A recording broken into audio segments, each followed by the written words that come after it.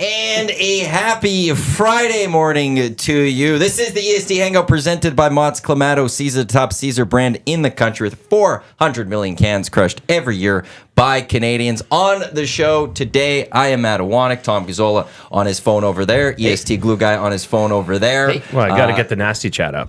Yeah, that's right. I didn't say anything. I'm just pointing out that you guys are on your phone. You kind of obliged, and it was a bad off the dog. salty, a little salty, a little bit of a salty intro. I'm just trying to help the show. Yeah. Friend of EST, the Turf District podcast, which you hear Thursday nights, 8 o'clock right here on EdmontonSportsTalk.com or on our TuneIn.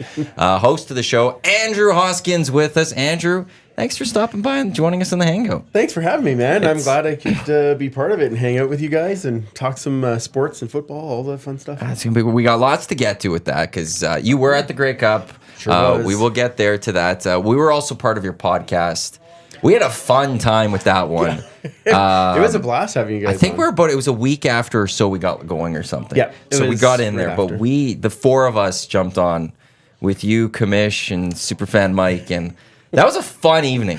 It was, you know what? It was a ton of fun, and was the first time we had like 4 guests at one time. So we were like, how is this all going to work? Because there's 7 of us, but it worked out really well. We got some amazing stories from you guys and had some great laughs, and it's great because we kind of, I wanted to bring some of that feel that you guys have here to the podcast so that people would be like, hey, I want to hear more of those guys because they're a ton of fun.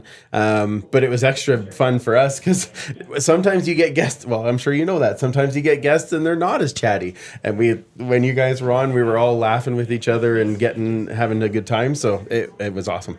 Yeah, me and you have dealt with some guests that sometimes aren't too talkative. Yep. It's Good example, Tom. Yeah. That was good. Yeah, good. that's the one where in the industry you just have to sometimes know.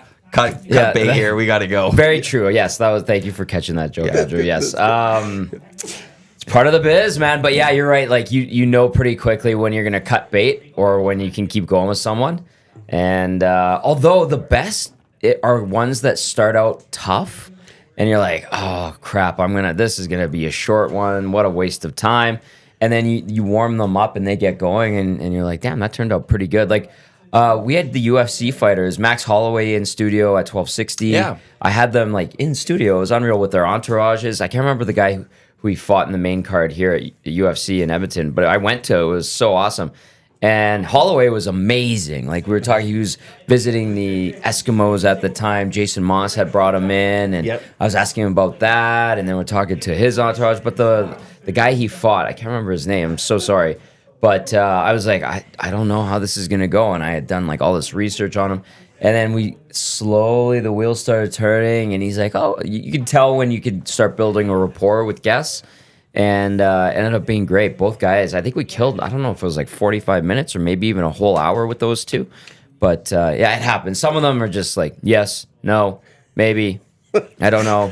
Well, who's your worst interview experience? Because clearly, both of you knew of something or some airing or taping. I don't know. I never had, because my career I've often been behind the glass for a lot of it, so I haven't had to do all the interviews.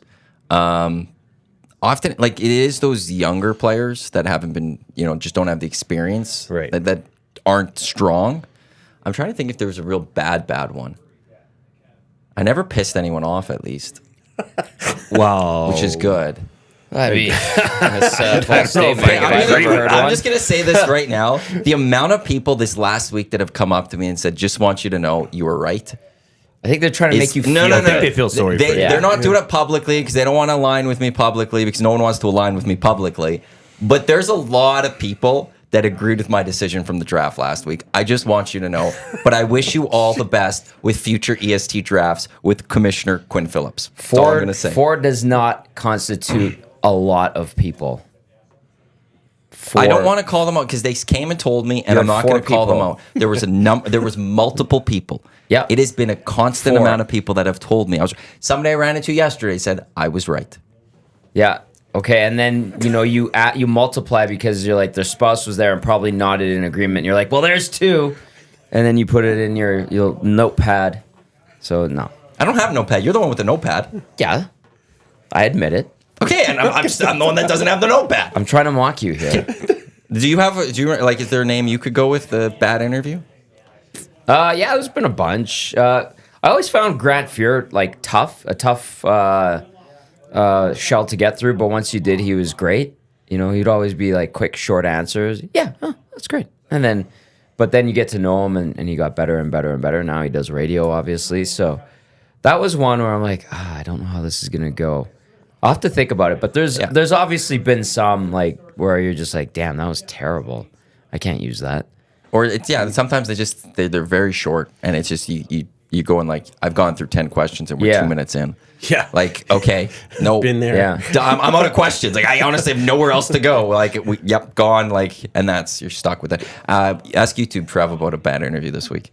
Oh yeah, Can't I mention it. talked to him yesterday. A surprising one, but Off the air. we shall Yeah. not name that one. no, really? But Yeah. I think Oh, no. Trev misunderstood said person I agree. and the humor that was underlying in this interview. Oh, really? Yeah. Did you ever have to do a lot of media at all with the Golden Bears? No, not No. really. I mean, you'd have the odd Kevin Carrius hit on the sideline. Yeah. John Short back in the day Johnny. would cover local sports a lot. So I think I was on his show a couple times, but no, not really. They now do during like the Canada West games on TELUS. There's like after every score, the person who gets Yeah. the touchdown, the guy's right running at over him. and interview him. Interesting. It's incredible. I think Matt Young's the guy that does it, and like It's pretty like, cool. It's like the XFL almost. I just saw them do that. Like during the play, they go grab a player and pull him aside if he scores like a touchdown or something. It's pretty neat. Yeah, I think it's great. I remember who was a bad interview consistently, even though I had a good rapport with him. Mark Arcabello. Awful. Really? Yeah. Arco. What a name! Mark Arcabello. And I remember we would talk to him. I remember being like, Arco, what did you take at school? And he's like, poli-sci. Don't ask me about politics. Okay. Wow. Like, Salty. yeah, he was a that's- salty little guy. Good hockey player, though, obviously. I only ever had one that was, I'm like, I don't think you actually want to be here. And it was Greg Ellingson. Really? And I was Really? shocked because everything I had heard, like he's, one of the buds, right? And it was going to be a great chat. But it was at Fan Day, and we were pulling guys over and just recording bits with them and putting it out afterwards. But like to try and pull an answer from him, I have more fun at the dentist. It was so hard. Yikes. And he was just like his whole demeanor was like, I don't want to talk to you. And it's weird because most of the guys, they'll come over, even if, like you said, they're a bit shy to start. One of my favorite examples of that is Kevin Brown. He's a very shy guy when you start he talking is. to him. But as soon as you crack that shell, he'll just go. And Yep. it was an amazing conversation. But you got to warm him up a bit. But yeah, great guy. I don't know what, I caught him on a bad day, I guess. Yeah. That's surprising, yeah. Athletes are, that's the trick of it, right? Like there's a lot of them are complete introverts outside of, playing in front of 16,000 people or however many thousand people a night. That doesn't mean you're necessarily an outgoing or Very true. fluently spoken person. So there's been I've seen some interviews that have just been like cringy to watch just because like they don't want to be there. They probably have to be there to do this. And I mean, you caught Marshawn Lynch. Well, What there's what did he keep saying? I'm only here just- so I don't get fined. Yeah. yeah. But now you look at him now, what he's doing now after the game. But I think his reasoning for that was that he had to be there, and nobody tells Marshawn Lynch what to do. Right. So now that he's point. retired and doesn't have to sit in front of interviews, and let's be honest, I mean, a lot of these questions are tired and boring and redundant. So, yeah, if you're sitting in front of these questions every day, day after day, people are cramming their microphones in your locker room. Yeah, I know you get paid a lot of money to do that. That's fine. I'm just saying that could be a little bit repetitive. I totally get that. One of the best moments I had in my career was early. The Oilers were taking on the Rangers. They lost on Saturday night 1-0. The Rangers did. And it was a bad game for the Rangers. And this was when Tortorella was coaching the Rangers. And I was like, oh boy, this is going to be good. And I was really young. But I went to the Rangers locker room for the scrum. And that was the scrum. He walks out and goes, we sucked from head to toe. I know you guys have to do your job, but I don't want to talk about it. And walks back into his room. he had to walk past me to get into that scrum, and then as he's saying that, like he had to walk, he like looks at me to get out and stuff, and like I'm terrified because I'm this young kid, and if you get the MSG video of it, like you just see like a terrified Iwanyk just standing there. Here's John Tortorella trying to get past me after he's pissed off. Like, oh I'm gonna have to find that clip. He was a hot little tamale last night after Was that he? Garnet Hathaway hit on Luke Hughes. Yeah, unnecessary hit, big hit. Hughes should have been ready for it, but. Yeah, John Tortorella, I don't care for him. I have no qualms in saying that. I hear he's a nice guy, like away from the cameras and the microphones, and some players actually love him. But yeah, he popped off on the officials yesterday. Does he have an argument? Yeah, sure. I know we could probably debate that, or maybe we'll talk about it on Oil Stream, whatever. But I also look at him and I'm like, you're such a little... snot baby, because he doesn't. You know how coaches in the NHL wear suits?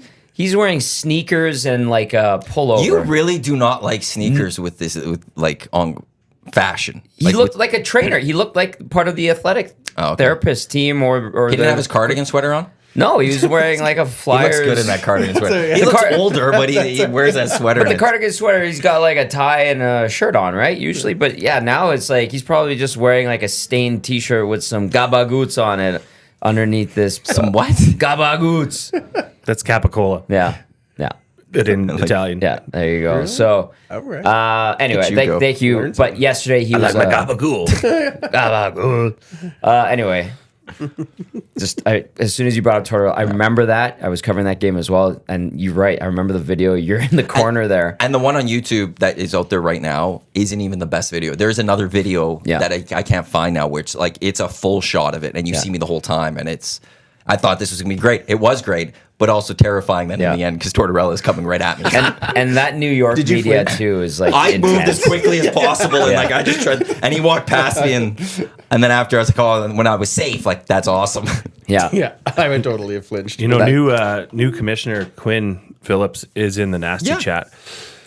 And this might be, I don't know. Is she going to be the one announcing what the next draft is, or is that? I don't know why you're looking at me. I'm resigned. I'm no longer part of it. I just figured you knew something about it. I don't care. He's on the outs.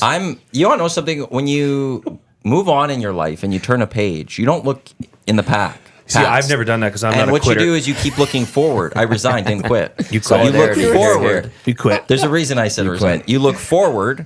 And that's it. I'm looking ahead to what wonderful things my life is going to now hold for me. This time of day that I will get back in my life where I don't have to belittle myself to be a part of what you guys are doing. I don't have to. You walked around here like a hot dog. I don't have to do something that's beneath me just to help you guys out, just out of goodness in my heart. I'm past that now. That's it. Okay. So Quinn, I wish her all the best, but I have no idea what you guys are doing next. I don't know when you're going to do it next. Good. And quite frankly, I don't care. Good. Great. Awesome. Perfect. This is fantastic. That's what we wanted. Solidarity. I feel like I'm caught in the middle of something and Oh, you are. Embrace it. You are. I'm like, I'm just going to sit and do I slouch down on just my know chair? that the person to your right is in the wrong. That's it. Then so many of our listeners are in the wrong. So many of our listeners. Again, so that's what you're saying. So many that you can count on one hand. Turf District Podcast. How long have you guys been doing that? This is season 9. 9. That we've been doing it. We started in April of 2015. Yep. And so yeah, we're excited about season 10 coming. What a next first year to season. start. I know. 2015. I know. We said, well, that was obviously the podcast effect. Of course, it was the perfect time for us to start. That was actually the first year that I was at the game when they won. And I mean, I know they've won a lot, but that was the first time I was actually there. And that was actually the year that I met Superfan Mike. So I started the podcast and I had a couple of other rotating co-hosts. And then Mike kind of reached out to me on Twitter and I got to know him a bit. And at that Grey Cup, we basically hung out the entire time and became really good friends. Nice. And he said, I told him at the time, like, well, whenever you move back to Edmonton, you'll have a spot on the show. And then I pushed him. He did have a plan to come back, but then he did come back in 2016 and became permanently part of the show. And And then Commissioner rated, we had her on when we did show 93-ish, somewhere in there. And we really just had a really good connection with her because she brings a really different perspective because she was a newer fan. She's female, so that's different as well. But she's that much younger than us too. So, but the connection was just so good. And we met with her afterwards and said, hey, would you want to take a part in this? Like, do you want to do pictures or write on a website or anything like that? And then, but as we were meeting with that, I'm like, well, the other option is you could just be one of the co-hosts. Like, you could just come on every week and talk with us. And she's like, you would do that? Like, for you, yes, because this is good. I think there's a good combination between the three of us. And so episode 100, she joined as the permanent co-host, and it's been the three of us ever since. And it's a really good bond between. It's very much like a sibling relationship. We all give each other the gears, and that's fine. But we have laughs together, and when we get our guests on, we're just as excited to chat with them and take our own spin on whatever the questions happen to be. Yep. And it's been really, really good. And of course, Commish was with me at the Grey Cup this year. Hopefully all three of us will be at the one next year. So I think everyone just got to go Grey Cup. Hell It's the yeah. thing. you know what? It is the thing. If you haven't been to one, you have to go. Dave Jameson told me before I fully experienced my first one, like as an adult in 2018, that it's just Canada's biggest kitchen party. And I went to it 100%. and I looked at him after and was like, that there is no better way to describe it. It is just a massive kitchen party that you're there to have fun with. It is that, but it's also probably the only sporting event you'll ever go to where you will see every team color in the same room, and everybody is getting along and actually wanting to see each other. Like, it just doesn't happen in any other sport. There's no other way that you can describe it, because I remember my first one where I was going to the parties and things was probably 2015. I had been to a few before then, but it was just a completely different connection. I'm hanging out with Red Blacks and Riders and all these other people that I would never see them otherwise. But this one time of year, you all get together, and it's such joy. I don't even know how to describe it beyond that. James Duthie's gone to Super Bowls and Grey Cups, and he goes, the Super Bowls are exclusive, Grey Cups inclusive. And that's his big difference of that pointing is them a out. great Super way to Bowl, say it. there's a lot of parties. There's a lot of fun. But it's hard to get in those parties. Grey Cup, it's just open to anyone. Let's just have a good time. Everyone's welcome at any of the parties. It is. And you want to hit more than one. Now, You go back to I Spirit. may be biased. You go back to Spirit. Spirit is my favorite. It always has been. so good. You hit the Spirit other is so ones, good. but you always find your way And I- back to Spirit of and I- Edmonton. I What are hit the the other other- ones called? Is it Spirit so of Saskatchewan? Ryderville. No. There's Okay. so there's Stamps House. Yeah. There's Ryderville. Stamps House. Lions Clever. Den? Lions Stamps Den. House? That's the best they could come up It's with. Calgary. What do you expect? Bunch of losers. Come on. It's just like, come in and put your cowboy hat on. Like, that's all it is. Like, I mean, Should be called the Barn. there's a couple of. Oh, hey, don't give away trade secrets now. Yeah, Calgary. that's- It took Jay 30 seconds to figure that out. Not even. That was probably 10. it's probably that. Yeah. Just a bunch of idiots. Then the Schooners have the East Coast Kitchen Party. That's great. Which is amazing. They have it. I don't even know how long it's been going on for, but long time. And Andrew, they're- wasn't it 83? The original schooners were announced. I think 83. somewhere in that range, Yeah. and then they just never came to be. But Right. That's a when you good go name. into that room, I can get behind that. oh, 100%. Yeah. When you get into that room, their big thing is we're still undefeated. That's their big sale, and they have jerseys done up with Schooners on it. They have a and- logo too. Do they not? That was Yeah, unveiled in the- 18. Yeah. Here. Yeah, Yeah. they That have was the big party because Yeah. it seemed like in 18 it It was had happening. Well, that was momentum. like the announcement, Yes. right? Yeah. It was Like, 2018. Here, and the then- commission, I think, was at the announcement, They were and it was like, granted a this is where we're going franchise. for it. Yep. Basically. Yeah. And then But then it just has gone away. Yeah. COVID happened, and that changed Stadium everything. issues and There's news on that though. We'll get to that. Well, they later. I are. wanna hear the Yeah, rest they of are this. getting there. But they also sell like these hilarious lobster hats, and like it totally. And they have the kitchen party music. It's a good time. So those are the other. What those are did three the of them. Argos Then do one? The Argos, no. Not usually It's like a day party or something for like 2 hours. Yeah, the usually. Eastern teams usually The group Boathouse? together. Like they have, Might be. they like Tiger Town usually has Yeah. its own, and Yeah. obviously did because it was in Hamilton, right? Yep. But even if like in Vancouver next year, likely Tiger Town will be in a bar for an afternoon or one evening or something like that is usually how it goes. Spirit, Ryderville, Stamps House, Atlantic Schooners are the ones that go for sure and Lion's Den. Yeah. They go all, well, I guess 3 nights because it's usually Thursday, Friday, Saturday. Yep. But majority of people hit Spirit of Edmonton on Thursday night because that's homecoming. Yeah. That's when everybody gets in. Now, I always go in on Wednesday. I might start going in on Tuesdays just because they have a few more media things now on the Tuesday. They didn't tell anyone about basically No, this they year, didn't, but and they I moved was things brilliant. up. I was like, I wanted to go to the media state of the league, but it was on Tuesday and I wasn't flying in till Wednesday. So that's a kicker. that was a bit of a kicker, but I went in Wednesday, and so now there's like a fan meet and greet that usually happens on the Wednesday night that's set up by whichever the local fans are. And then Thursday night is Spirit, which is because lots of people come in on the Thursday and that's a big party. Friday night is usually the CFLPA or they usually have like a tweet up. So we all kind of, all the Twitter people get together. And then Saturday you kind of hit the rest of the parties and then go back to Spirit. Spirit's like, that's the beacon, right? Well, it's Like, also the OG, right? It is like, the all OG. the other It parties have come from Spirit. Spirit was the thing that was first. And Yep. it's not like in Edmonton we could boast, like, hey, we got the best party. We legit actually do have the best party for real. this one. Like, it really is. Yeah.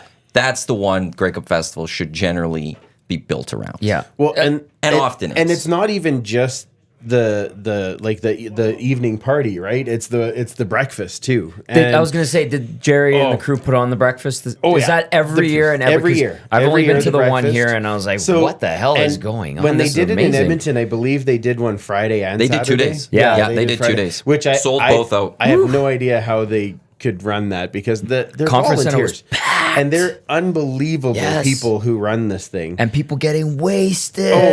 Well, okay, Wasted. so I will tell you, in 2018, I went in, and that was where Commissioner videoed me doing some weird dance that everyone now calls the Freep, which is hilarious, and comes back every Grey Cup, but usually only at the Spirit of Edmonton breakfast, because Jerry always says it's the best breakfast you'll never remember, and he's believe bang that. on because this year. It was nuts. They had the Grey Cup Fun Police there delivering the sluice juice. And Saw the videos. if you don't know what sluice juice is, it's definitely orange juice and vodka. And then there's a bunch of other secret ingredients. We had Jerry on Didn't bring a some? few weeks ago. He brought some. Yeah. You weren't here for it. Yeah. And he brought some sluice juice. He almost slipped. He And almost said what it- slipped and said what was in. He really? almost did. Ooh, and then he Jerry. pulled back. But no. yeah, I that wish- was we had sluice juice that one day. It was great. And it is amazing stuff, but it comes out at about 9:15, 9 o'clock is Yeah. when the first stuff gets delivered, and they have a mug on the table, so you fill your mug. Yep. And every time they say sociable, you have a drink. I have my mug still. Yep. I have it at I home. have about 6 of them now, Yep. and I'm sure this past one I was through between 10 and 11 of mugs of that by 11:30, and it was a great time. I mean, there's so many people there too that again they're coming from every team because they know about this breakfast. Yep. And they have great entertainment. They have good bands. All the cheer teams come through. Yep. The Elks cheer team always does a special one for the Spirit breakfast. And you see stuff that you would never see even at games. This year they raised 2 of the drummers while they were still doing the drum line. Oh, jeez. Nice. And then they had the 2 guys there in the air, and then they like leaned back and they caught them. So they're kind of horizontal, but they're still drumming away in Damn. time. And they lifted the girl that has like 6 different drums or whatever. She's drumming like that. And then at the end, I know they always have the lifts and all that type of stuff, but they lifted one of the guys and then had one of the girls come up, flip up into a handstand while he's holding her up in the air. It was bonkers. That is it crazy. was so it's so funny because all the teams, it's like they all try to outdo each other every year. But when you're at the breakfast and the Elks cheer team comes in, it's like that's an amazing show as well. So it's a ton of fun. How many guys go through a couple sluice juice and be like, I could do that. Yeah, I could totally do that. Yeah. They used to do it where they would lift the commissioner. This year they lifted Rick Lawlisher. Did they? And I was like, wow. I went and talked to him afterwards. And I said, he's like, how did that feel? He's like, high. Like, yeah, no kidding. That is a really high spot, but it's fun. Tom Gazzola, Jay Milne, Andrew from the Turf District podcast, Matt Iwanyk with here in the EST Hangout presented by Mott's Clamato Caesar. I think Superfan Mike, this is him in the nasty chat because he goes, Andrew forced me to move back to Edmonton. That's what he's going. You know with. what? It forced you to move back. I kind of did. Wow. But I wanted him back. I don't know if you haven't watched the show. We also call him Google Fan Mike because we've done it 2 or 3 times now where we've asked Google and him a question and he can answer it faster than Google can. Geez. And he's right, which is unbelievable because his big joke is that, well, nobody checks. I could say whatever. Everyone thinks I'm right, but he is I have never met somebody with that kind of memory. His backdrop for the pod with all the footballs in the background. So that looks just absolutely incredible. It's amazing. And their team signed footballs, and he has one from basically every year. And when they moved into that place, he basically set it up so that it would work well on screen, and it looks amazing. And in person, it's even more bonkers because the entire room all the way around has stuff. He has a little shelf that you can't see when you're on the podcast, but it has a mini helmet of every style of Elks helmet that has ever existed, and it's all lit with this green light to make them all. It's unbelievable. Yeah, he's pretty in deep. Yeah, you've been to many Grey Cups? None. You haven't been to, what, Jay? Did you even go to like an Edmonton in 18? Like you didn't go partake? No. Why not? I went to. That was when it was at the Westin, right? Yeah. So I went to the Spirit of Edmonton, but I didn't go to the game. No, that was a hard one to get into because the Westin. Well, it was in Edmonton, so it was gonna be packed anyway. But being on the second floor, it was really tough to get. Yeah, we had some connections with the Bears that a bunch of us all went together. Oh, nice. But yeah, it was raucous. But it is a party. Oh, the one in Hamilton here, they packed it pretty often, but there wasn't as often a lineup out the door where a lot of times there's this lineup that goes on forever. So my first Spirit of Edmonton party was 2014 in Vancouver. And we were in this enormous lineup, and people were actually going and like buying beer, bringing it back and drinking it in the lineup while we were waiting to get in. And, but then you get in there and you're like, I totally get it. You know, the band is always awesome, and they bring the house down. At the Spirit of Edmonton in 18, friend Whale and the Wolf bassist Lucas Holtz got into a nice deep discussion with Odell Willis, aka about Ed Herbie, how the refs didn't call roughing the passer on the hit that concussed Zach Collaros, and the refs are a joke, and Odell Willis is just drinking his beer, looking.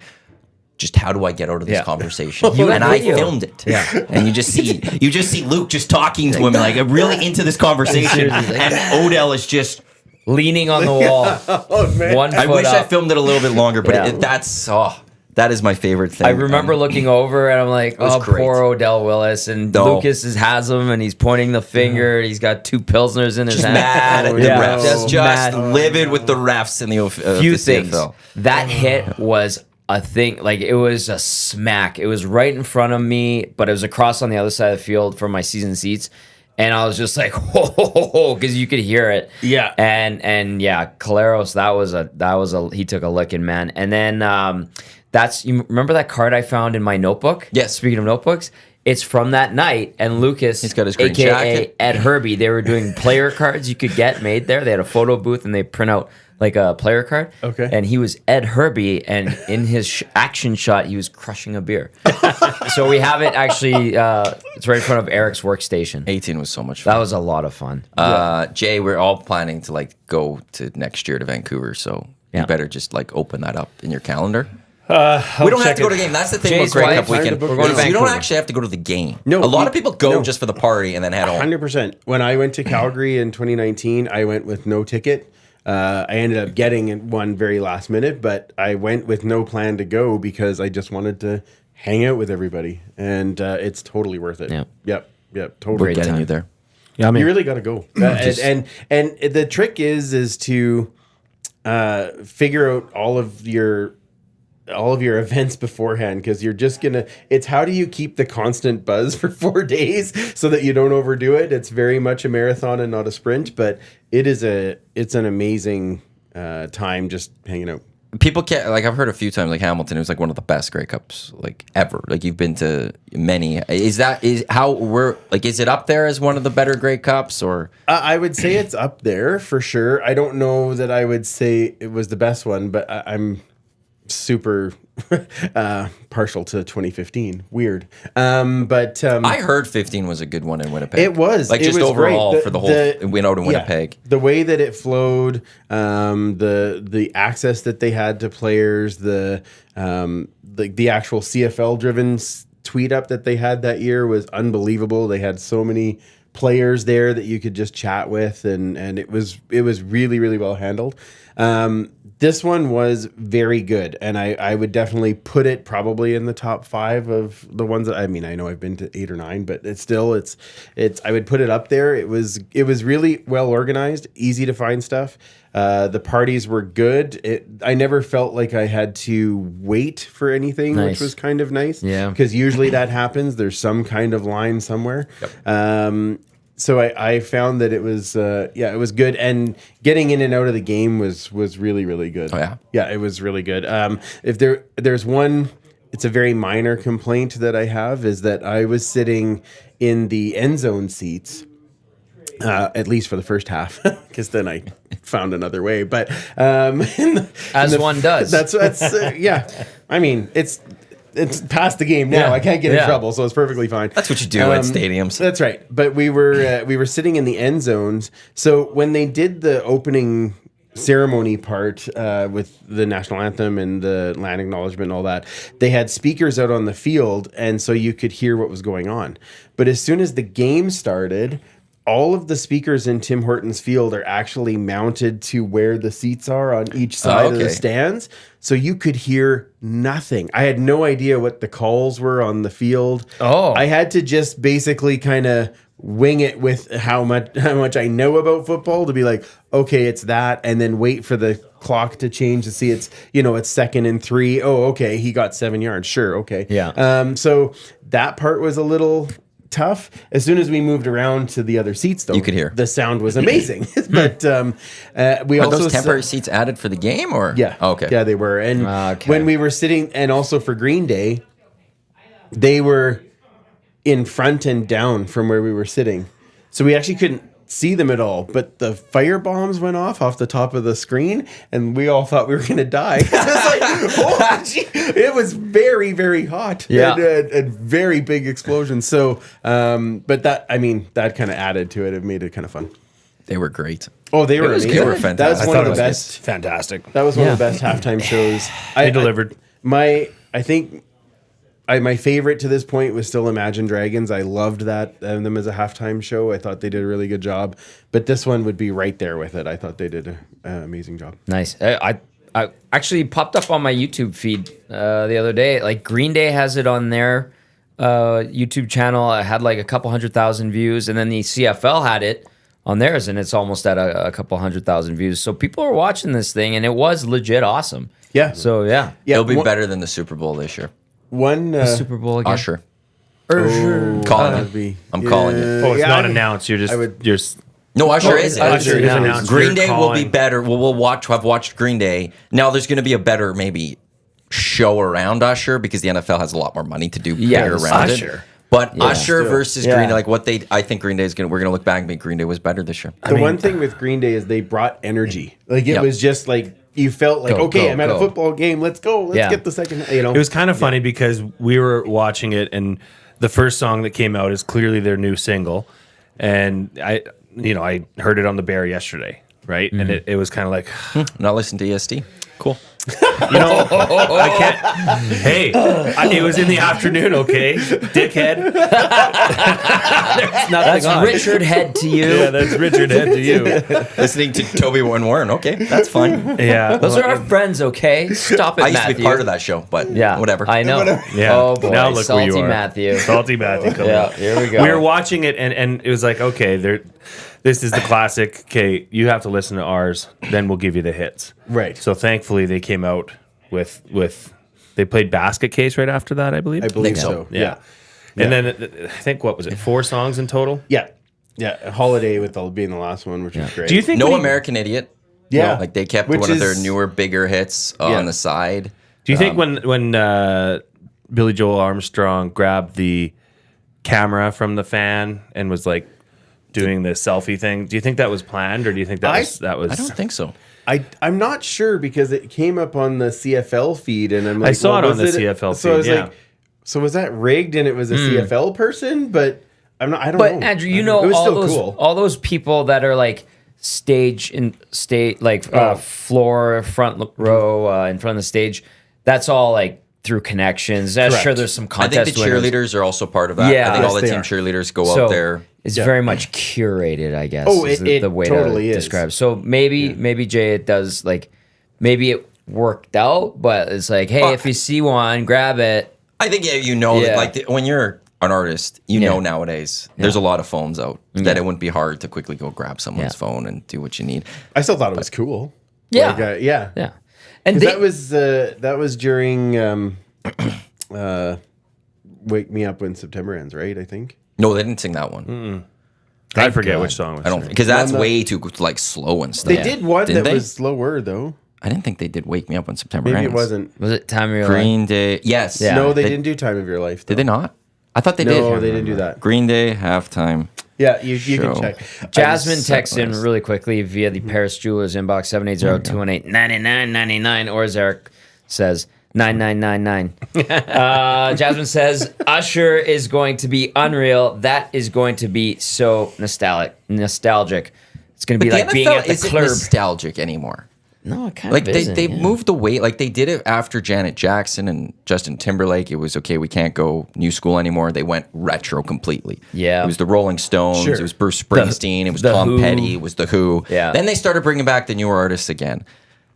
Why are you going like Usher?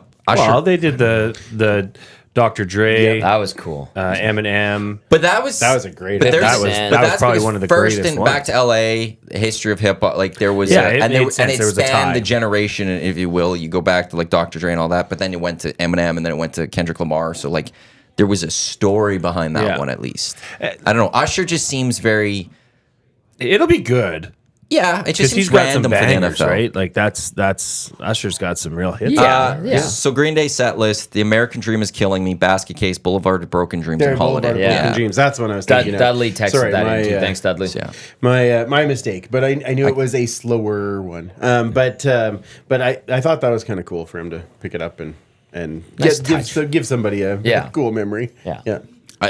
BC's got like a high bar to pass now. Like, Yeah. even just with shows, They Carrie will. Underwood, Shaggy, and Green Day. No, I agree with that. But you look at what BC has been bringing in for their shows on the initial, like their home openers. Yep. I'm like, oh, the shows next year are going to be good. But I am curious. I think the halftime is going to be the one that'll be hard to match.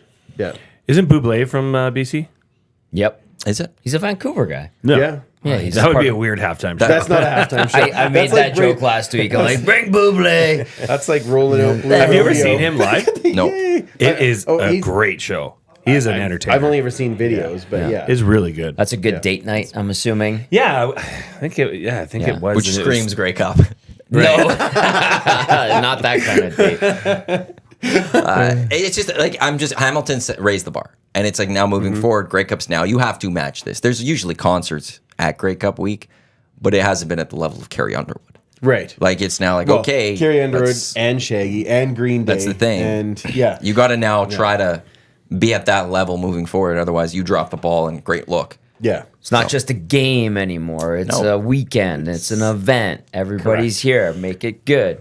Let's go. I was in the car the other day, and Mr. Bombastic came on by Shaggy, and I was with my girls, and they knew it. Oh, I'm like, how the heck do you know this song? what did Has they it say? like gone off on They TikTok were or singing. something? Maybe must I have. don't know. Maybe It they must have. like. Like, I is know it they a part played. of TikTok video now? They're not on TikTok. They don't even you have sure? phones. Did you ask them? Are you Did sure? Yeah, they I'm like, tell where have you? you heard this? What'd they say? That's a fair They question. said like maybe on a commercial or something. I don't know, but they How were old like are your girls? 11, 9, 7. Okay. Well, yeah. but they probably have friends that are on TikTok at that point. We You don't too? allow them to have friends. Oh, that's fair. Okay, yeah. Well, They yeah. live a recluse I'm- life. Recluse life. Poor girls. You too? I have 19, Maybe? 16, and 13. So, Yeah. you know, it didn't matter how much we were like, you can't be on there. They would get it from their friends find at some a way. point, like something. And so they, you know, It was a maybe that's what commercial, we'll- I think. I It think would the make song was sense. in a It's a- commercial it's a for the good last song. couple of It's years. gotta be I It's think. something. timeless.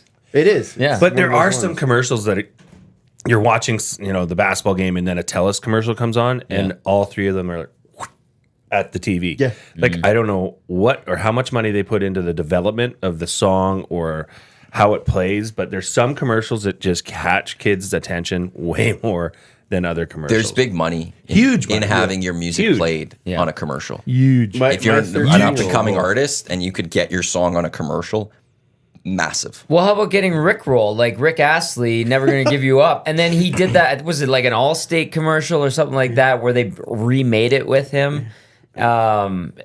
Brilliant marketing, and everyone knows that song. And it's what, 30 something years old? Yep. Yeah. I still hate getting rickrolled.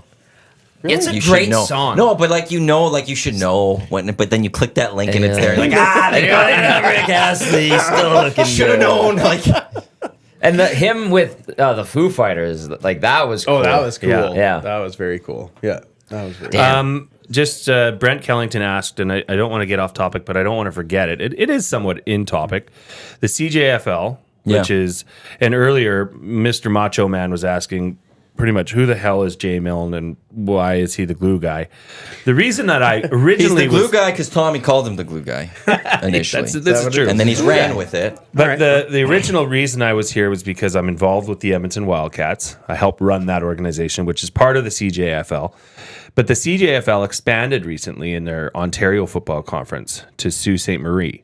So they have the Sault College team that's coming in next year. Brent was asking, would there be a possibility for expansion in the Prairie Football Conference, which is where we play? And he specifically said Red Deer.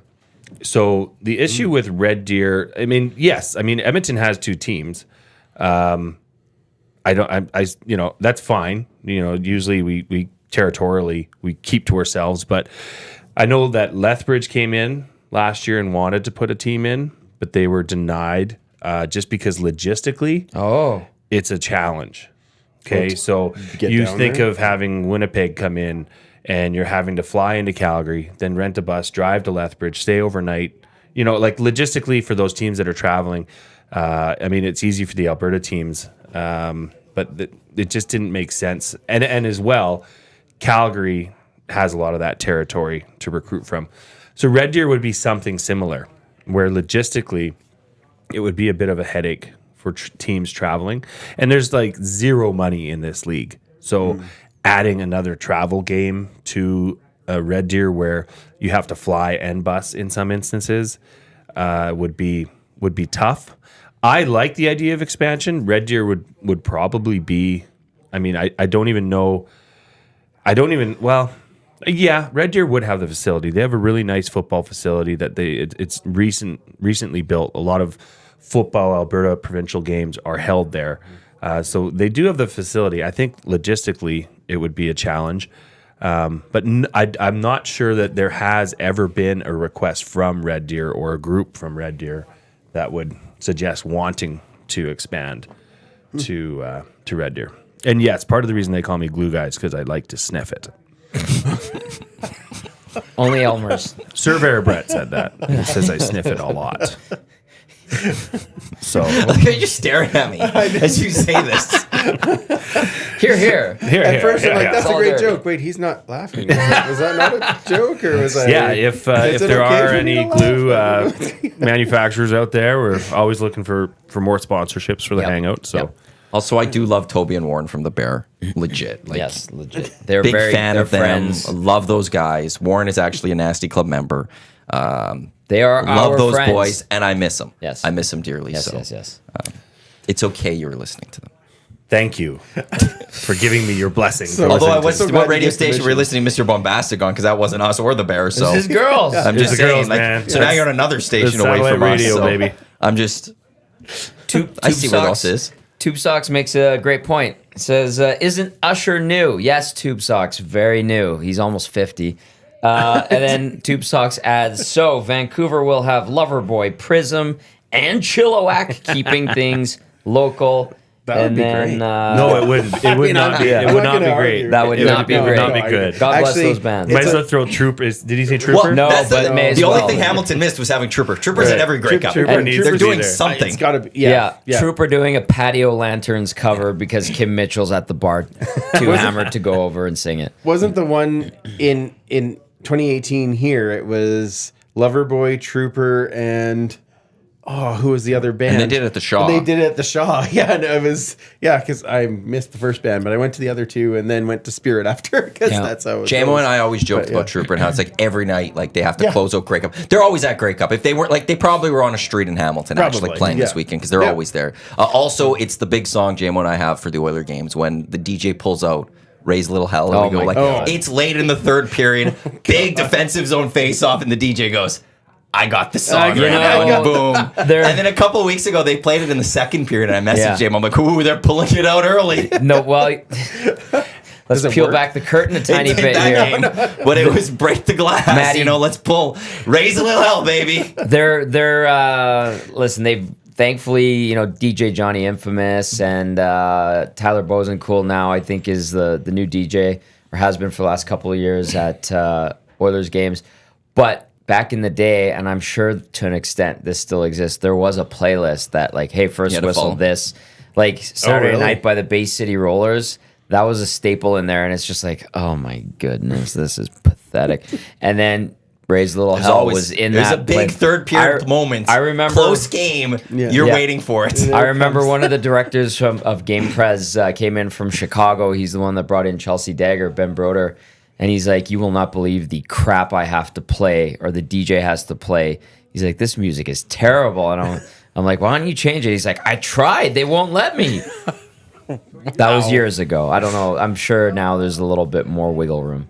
Anyway. Joe in the nasty chat. I didn't say the Bear played Shaggy. I said I heard Green Day on the Bear. Yeah. Yeah. But I then put you on the spot saying, That's right. what were you listening to? right. for I ain't Mr. trying to Bond? fool And you didn't nobody, do any Joe. of that. So you still didn't answer the question, though. What's the question? Well, what station were you listening to for Mr. Sirius Bombastic? satellite radio. Probably so you're 90s just on all 9. over. 90s on 9. That's a big one in our vehicle. Oh, that's not Huge. a bad one. You Yeah. go all over. I go everywhere. Internet radio, satellite radio, regular radio. I don't like to be tied to one source. I love it. I respect that, actually. Thank you. You've Thank you. grown a little bit in my books. Not much, but your respect for in my books. What has is grown a little happening bit. with you two today? This is something else. I think is by the end something. of this, we might be back in love again. Oh, okay. Great. I'm just seeing what's going on here. Well, now Baby. that he knows how well-rounded of a radio yeah. person that you are, Thank you. I think that really has. I know how my wife grown looks that at me, moment, and yeah. those eyes are starting to peer into my soul, Maddie. Do they still have the Tom Petty channel on Sirius? Yep. Do they? Yeah. That's Tom They have Petty's a my Pearl favorite. Jam channel. They had. Can you not understand all of the ads too? Like, I don't know all the ads in the same way. Just checking. I mean, you Some of never those know. memes are hilarious, where you just hear the guy singing random words to a Pearl Jam song, and right? it makes sense somehow. Yeah. Have you seen the ones that have come out with Motley Crue's recent tour, where Are they allowed to even be a band still? Like, Vince Neil? They signed the Death Pact years ago, and then they did another tour. Yeah, exactly. And Vince Neil is out there, and he's like Doesn't singing even sing. "Kickstart My Heart," and it's like the words that he's actually saying compared to what's coming out of his mouth. It's just hilarious. Oh, it's like Ozzy doing Take Notes of the Ball Game at the Cubs game. And they did subtitles. This is years ago. Yeah. And at one point, they don't even know what he's saying. That you just have like the question marks because you can't even be like, I know, like, it sounds like this. It sounds like nothing. Ozzy Osbourne doing Take Notes of the Ball Game is one of the best videos you can go find. I've seen it. oh, I gotta find that I've one. seen it. Oh, it's a it's good good. I gotta find that one. I know the what you were talking about with the Pearl Jam thing. I've seen those ones. Yeah. And then, Vince Neil. Oy. He doesn't sing. He puts his mic out to the crowd for half the show. Because he can't sing anymore. I know. It's like Axl Rose. Try singing that high of a note range or key range for your whole life. You can't do it forever. And stop touring. Yeah. They can't. They need the money. I was gonna say, that's right. Bills, yo. They need This the is money. our last tour. I need another house. Yeah. Let's Have you do seen another how one. those people live? That's right. Yeah. The lives they lead. They They need own the like moolah. exotic animals. Yeah. It's true. Yeah. Yeah. I look forward to their next tour through Edmonton. You know, like it's gotta just stop. although the show last year at Commonwealth, because it was Def Leppard, them, Oh, Joe right. Jets. Yeah. I can't remember. I think that I did heard gain some that was a traction. good show, actually, just all around. So, But Molly Crew was the. no, I think they were actually not. They were bad. good. I didn't hear a Def lot of Leppard is criticism really of them. good. I've seen Def Leppard in person. Reed Wilkins brought me to a Def Leppard concert at Old Rexall, aka the Coliseum. It was great. AKA Skyreach Center. AKA Scaries. Yeah. Yes. Can't forget that. Wow, Vintage. I'd forgotten that one. That is Holy vintage. man, yeah. I went to I went to Def Leppard the last time they were at Rogers Place, actually, and it was still a good show. Yeah. Yeah. That's the best band with 9 hands. That's I know, right. right? Yeah. They flipped the Grey Cup over and pissed the NHL off. When Oh, they did yeah, that. right. Like a kickoff to the season. Out They in didn't know Detroit. any better. They thought they were just. They were putting it down I properly think they down. thought it. Were The putting it down NHL or properly. the Grey Cup? No, it's NHL. Stanley Cup or Oh, Stanley Cup. Stanley Stanley Cup, Cup. Stanley Stanley Cup. Cup. I Yes. agree. I was trying to figure No, out. no, why wasn't would that it- at the why would it awards piss or them something? off if you put Stanley the Cup. Grey It was like the start of the season or something, kickoff, and they were out in Detroit, and then he was lifting up the Stanley Cup, and then he put it down upside down, Whoopsies. and people were no. not happy. Yeah. Oh my. So, okay, who would be. I mean, I think on a Hangout a while ago, we talked about the Rec Laws, right? Oh, Or no? Long live the Right. night. That's No, but who was the right, band yeah. that I thought you were referring to when you said the Rec Laws? Because that song should just be bundled up in a piece of paper and thrown in the trash. Long live the night. That You song. take that back. No, Yeah, that is I the agree worst. with you. No, I don't like it. I was you know being what? sarcastic there. Here's the thing. Every now, when you don't hear it every week, No. But there was a it's time, okay. there was a But- season, I but forget, when it was 2 years every ago. game, it was every week, friggin' it was- game. It was way too much. Maybe, I agree. Maybe I'll But, have to go listen yeah. to it. But if you go became- back now, it became a joke at 1260 for me and Eric and Oh, JMO sure. because every so often we would throw it as a return music just to get the other person annoyed. Oh, It's just that's fair. every so I would go through and That's like, the oh, ultimate- long live the yeah. night, play that, and then it would start playing, and you just see Damo's face just like, oh, or Eric would be behind me and would just start laughing, or he'd pull it out. ultimate So troll. it was between us, just the thing we'd play it. So now that's now in my mind what I think of. I'm thinking about? They're from Hamilton. That's me. Arkell? Arkell. Yeah, Yeah. you thought, They're which was a great. big Okay. difference. They are legit That's a great. huge But I, difference. you remember, I got my mind was in a pretzel that day. That do you think that could be a band that would? I mean, would what? they be Grey Cup halftime worthy? They did. They have did halftime 21. a couple Oh, years ago. Arkell. yeah. They did They did 21 Hamilton. in They Hamilton. did Hamilton. yeah, Because they they're did from that the one. area. They are from Yeah. Hamilton. Yeah. And they Okay. brought in the guy from lead singer from what's Lumineers, Yes, you're right. Nate. Oh, I can remember. Yes, but they did bring him in. Yeah, because they're friends. They did a song with them. on their last album, 2 albums ago, it was great. I didn't know who I would want for halftime. I think it's always Green Day tough. They were great. nailed it. But I would have That was never such a- predicted Green You would Day, have right? never No. suggested it or thought it. No, I would and have maybe thought that's why they would've- Usher's going to go well. I would have thought they'd be a great band because of their energy and their music and that, but I never thought I would see them at a Grey Cup Yeah. halftime show. Do Good you know what I point. mean? Like I thought that would be a really tough thing to get. Oh. Now they did. I will say they did blow it on one thing with that. They posted on Twitter, I believe it was on the Thursday. They had a picture of Enoch Mwamba wearing a hoodie that said Grey Cup 2018, and it had the hand from their album that's holding, like American Idiot. American Idiot, yeah. But instead of holding the grenade, it was holding a football. And I'm like, where is that? I want that. Buy Like that. that would have been the greatest. But it was never They didn't sold. put it up. Sure, Because they never saw it. Well, the band said no. Yeah. I guess is what I Yeah. heard, right? Oh, so, but I'm gotcha. like, Well, they should have sold it. that they should have sold it because would've been they good. would have sold tons of that. Like it was, Here, yeah. it was such a cool hoodie. But yeah, I would never expected them to be there anyway. But it was good. So next year, Grey Cup, I got 2. Hang on, let me set this up. Halftime show? Well, while we were talking, Matt's head just went like you could see it light up. Well, it's If you're only listening, it was EST house band, Whale and the Wolf. Just throwing that one out there. Halftime show.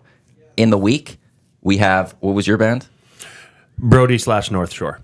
They play Grey Cup Festival. Boom. That would be epic.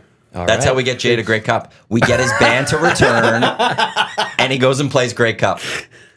Or he could just come to have fun. Like that's No. And we want to bring his band return. We got to get the band back. We're gonna Okay, get the I band. mean, and then we'll have Whale and Wolf. Yeah. So that's where I'm going. I think Whale and Wolf. They did Grey Cup Festival in Edmonton. Yeah. but they didn't do did. halftime. I don't know. Like honestly, again though, back to the halftime. Like because it didn't predict Green Day. I don't know what I would want. It's just as long as they could put on a good show, I think we'll always be happy. I like that it Like doesn't Alessia have Cara to be. in She was 18 was great. Oh, it Yeah, was she great. was. Yeah, very good. And there's a But- lot of people that wouldn't even know who Alessia Cara is, even though Yeah. she's massive. People complained to the point she got off social media. Like it was Yeah. ridiculous. And my dad's stupid. 65 years old. I'm like, what'd you think? He's like, I don't know who she is, but that was awesome. Right. And he's a guy that's like, BT in 2010. I'm like, oh, BT, get out of here with this. Get the Foo Fighters. That'd be amazing. Oh, legit. my. Oh, that would be Ooh, incredible. that's a good. That'd be a lot pull. of money, I think. But That's a get good the Foo pull. Fighters. But I was gonna say, like everything is expanded. Like we're not just being Canadian. It has to be like timely. It's anything now at Grey Cup. I think that's what seems it like. should be. Yeah. I think it should be what is going to be entertaining. Though, Yeah. like it doesn't. I mean, I love it when it's Canadian. Don't get me Great. wrong, but I don't think it needs to be. No. I think so many people push like, oh, it's got to be a Canadian band and all that. I'm like, I don't think so. Stop it. Like it's just Yeah. put something that's going to be entertaining as a halftime show. Yeah. Like they literally did have Blue Rodeo one year, and you can't tell me that that's going to hype you up for a football game, like ever. I'm walking right? away. Like God bless Jim Cuddy, but if Blue like- Rodeo's playing halftime, I'm out of there. No, I mean that's the time that I'm meeting all my friends like at Blue halftime, Rodeo? No, right? Like I I do just not like Blue Rodeo. anyway. I like Blue Rodeo, but 5 not days at in half- May. I think you need not a Canadian. halftime at a football game. No. I think you need a Canadian band throughout the week. You know, when if I look back and Sure. go Carrie Underwood, Shaggy, and Green Day, it'd be nice if there was a Canadian in there at least. What if Carrie Because this is Underwood's now a so- Canadian citizen because of Mike Fisher? He's an American because of Carrie Underwood, so It's a two-way street. you don't know. like But that- Hamilton that- to Buffalo. But that's the only thing I would say, like maybe because we do have, like the CFL is about the Canadians, it's about the Canadian players, it's Right. our game. That would be the only thing I would say is it'd be nice to try to maybe get a Canadian act that's of the main ones. But who would like? Okay, we're talking about halftime. Who's the replacement for Shaggy? Who's the retro band that plays? Fresh Maestro Fresh West. Yeah. Oh, actually, that might Let your be. backbone slide, baby. Yep. There you That's go. not Let's a go. Yeah. I'd be Swollen down for members that. featuring Mocha only. And Nelly Furtado. From the so that they could do Timberland. Breathe. Nelly There we Furtado. go. Yeah. There we go. Now Now we're we're talking. talking. This is an evening. She goes that from a we're all halftime into. show in Winnipeg many years ago to all of a sudden playing the all award show. Wow. with Carrie Swollen members. Underwood was doing the like her She own did little the show. she did the middle night, right? Because Yeah. the Thursday Yeah. night was the award show. Then Carrie Underwood Friday and Green Day on Sunday. From So- Eric Bartholomew Holt. Give me the Cowboy Junkies, baby. Rascals. Oh, yeah. Well, Snow. You know, Dan if you Spence wanted, said snow. no, That's another song. he could come out and do one song Yeah. and then leave, and then actually it could just be like a whole bunch of one-hit wonders. Just come out, do That your would be one, cool. two, and leave. A montage. Like that would be all right. Yes. Yeah. Like we have a number of those. There's a That'd be- lot of one-hit wonders you like, can go find. Wouldn't that be a great show? I think that would be a great show. Like actually. every I'd pay a song lot that of- you heard, you'd be like, "That's the one I want them to do." You had It like would- if you it go to would a be show great. that has like 25 songs, but they're all one-hit wonders. I'm in. Like where You don't have to hear any of their other work. That's right. Just give me the one just song the I know one of you. that I really know. That's it. all I need. Yes. I'm totally down for that. Here, let me put this one out. I have a couple of bands that I've been listening to recently that I quite like that I think would be great halftime shows. One is Greta Van Fleet, and the other one yeah. is Royal Blood. Either one of those I like two, Royal Blood. they would be a killer halftime show because they would have energy and they know how to do a show. Yep. And that the right kind of music. I think those would be Greta great. Van Fleet. That's the one that sounds like Kinda like Led Zeppelin. Zeppelin. Like, But they them won't admit it. very But much. well, What? Yeah, They won't don't admit just it. own that? they should no, we because didn't. it's highly influenced. It Let's sounds just put exactly it like like Led that. Oh, it does. The Well- lead singer clearly was listening to Robert Plant over and over and over, going, I "How do would I say sound like this?" Same, I would say same yes. size pants Yeah, too. correct. Like Same size as everything. Serious? Yeah, They it's, don't. yeah. They don't own it. great show though. I saw them last year, 2 years ago. I saw them last So year good. in Vancouver. Yeah. And The first third of the show was unbelievable. Yeah. The second third of the show was good, but it was slower. It gets whimsical. Correct. Yeah. The third part of the show, I'm like, okay, guys, you got to come back to the stuff at the beginning. Yeah. But still great. I mean, they're super talented. Yeah. So I would totally be excited about If you that. want the most outside Oh, show here we go. that no one, unless you've seen them, but if you want a show, I'll throw it out there. Give me Primus. They put on a good show. Or give me Guar. Either of those two, amazing shows. That would That could be not fly with so many people, Yeah. but they're fun. You don't strike me as a Primus guy. love them. Really? Oh yeah. I got to go to their show a couple years ago it was at the Coliseum or at the Expo Center, and I never been to one. It was a lot of fun, and Guar is just insane. I got Yes. it's correct. but It insane is. in an amazing way. I do recommend people go. Vibes are creepy for- at that show. Yeah. That's Yes. stand in the back and watch everything. Watch the crowd. Watch the show. It's awesome. So you want something that is going to, have shock waves? Give me Guar or give me Primus because Primus just does weird things. Okay, total opposite direction. How about Huey Lewis and the News? Oh, see, that's the Thursday night show. Oh, the right toe there. tappers are loving There that. we go. Oh my. Can I tell you a story about Huey Lewis and the News? Yeah. Sure. So I love Huey Lewis and the News. Love them. Do whatever you want. He's approving it. You're just used to being a host. I You know? know. That's why Go I said ahead. sure. I'm like, wait a second. This isn't my show. They played. I forget. It was a few years ago at the River Cree at the event they have there, like the event center or whatever. And it was me and a bunch, I think 3 other buddies, and we're like, let's go to Huey Lewis and the News. They had awesome merch. It was great. The show started at 6:30. Mashed potatoes at the buffet beforehand. Yeah. You get the early bird $9.99. special at 4 and Yeah, you're all great, good. great. You get there for the senior special buffet. And then So we everybody go- went to the show at We go into the 6:30. show, and we just had general seats where they have those tables at the back. And Huey Lewis comes on, and not one person stood up. There was seats, and those were designated seating areas. Not one person stood up. Everybody's clapping in Like their this. seats, and like you say, toe tappers, right? So I'm like, this is BS. This is Huey Lewis, and he's sitting there and singing his heart out, and he was into it. So I'm like, watch this. So I walk up the center aisle of the venue, and I'm like, I'm just into it, Jamming into it. Yeah, I may have had a couple libations beforehand too at happy hour at the buffet. It happened. I was going to say, it was right before the show. Actually, that actually was a nice happy hour. You get real drink specials. Yes. $1 beer night. I go for up the there. old people. And this nobody in security does anything. They're almost like they weren't expecting people to come up to the stage or something. Security is probably as old as the median age of the crowd, 94. So I go up there, and Huey, you could see it on his face. He's like, yes, somebody's enjoying this. So I go up there, and I put my hand up. Huey, in mid-song, gives me a big high five. And so I stay up there, and I'm just giving her. And then next thing you know, I'm surrounded by 80-year-old women. It was They amazing. were looking good. It was awesome. The energy at that venue went through the roof. They just I needed think- the one person. I don't know. Maybe they were so old that they didn't realize they could get out of their seats and just do this at a show.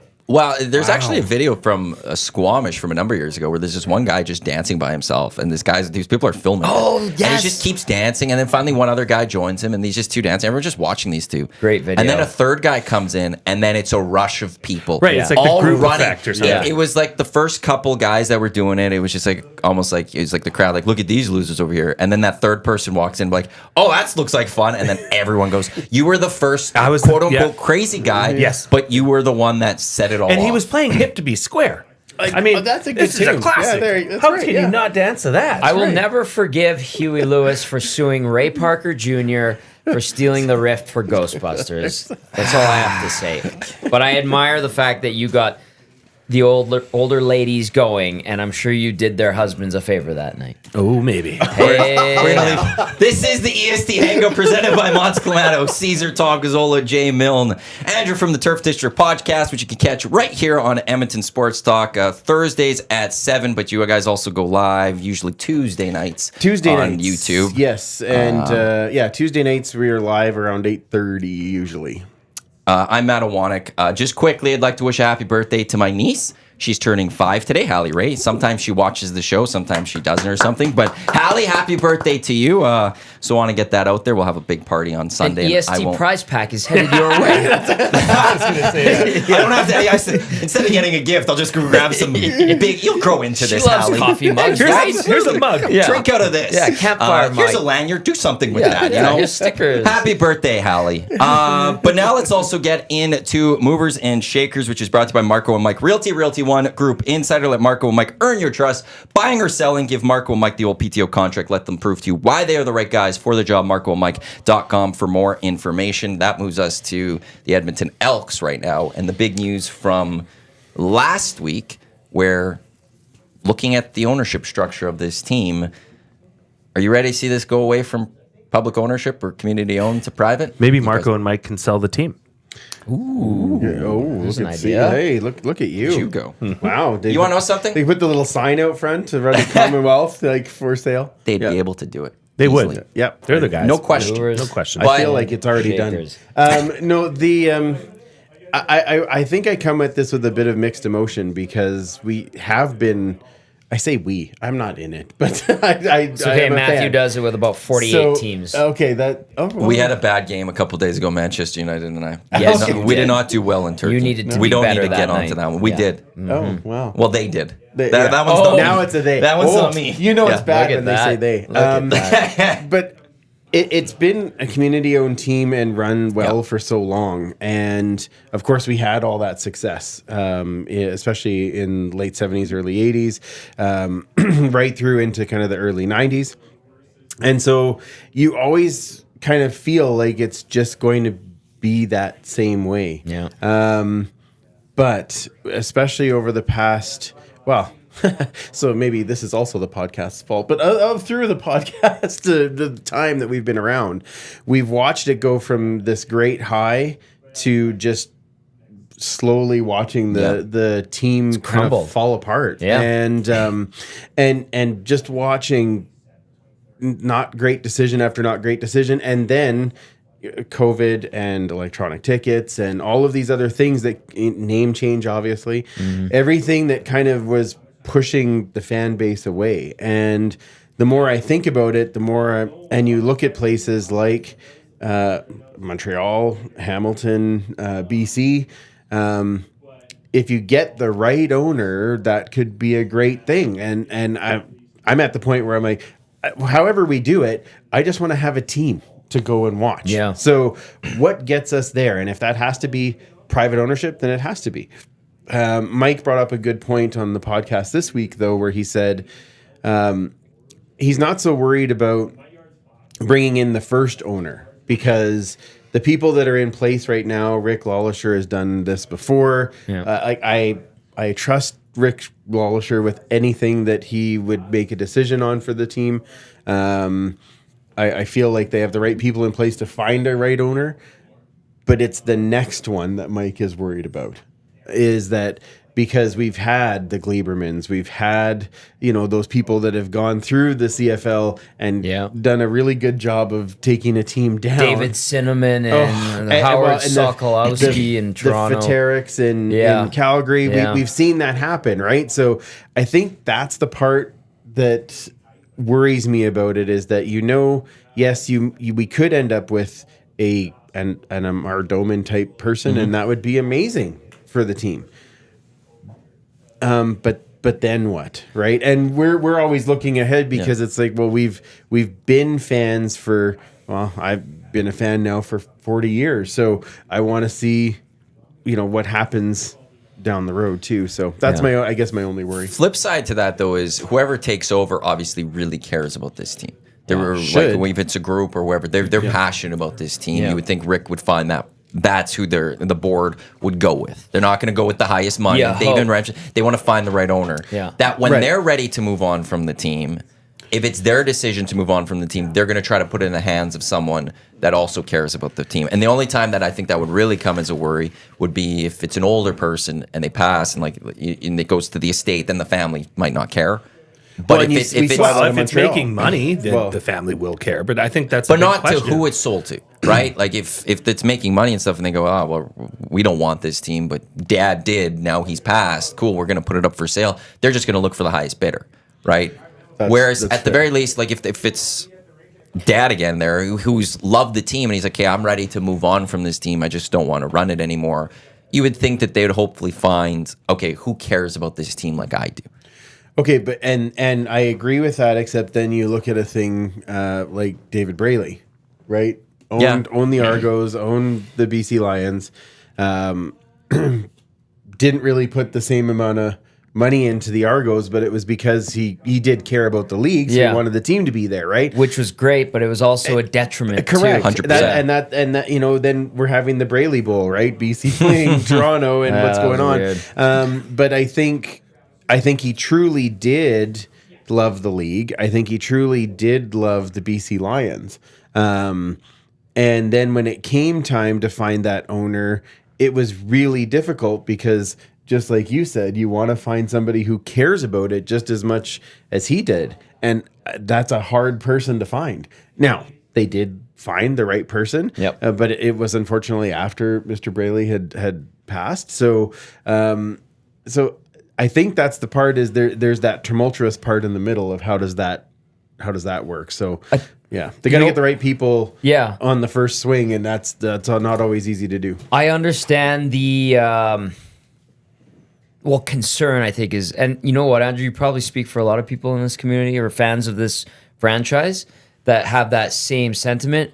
I will give the league a little bit of credit here for starting to find the right owners because they've swung and missed. And in recent years too. Oh, absolutely. And who was the guy? Gary Stern, in Montreal. Yep. But that and the was- estate. That was a weird But situation. father-in-law passed away. Yeah. Never Yeah. even got to see the team play. But that goes to it was the family. You know, he loved the team, He loved and the it. family didn't want to keep it going. Right, exactly. So like So they that threw the was keys on the table. But now, and like talking to Jason Moss, he's talking about Palado, and he's like, this guy, I didn't think he cared. He's a billionaire, blah blah blah. You know, he just bought the team, and yes, they're putting money into it. And then they started winning games, and Jason's like, the guy like knows my name, and he's talking to me, asking about he cares, and everything's great. We're turning it around. The community's starting to re-embrace the Alouette, and obviously they had the Grey Cup, so that was excellent. And then you see Doma, and you see caretaker Bob in Hamilton. I'll even give MLSC a little bit of credit too, to a certain extent.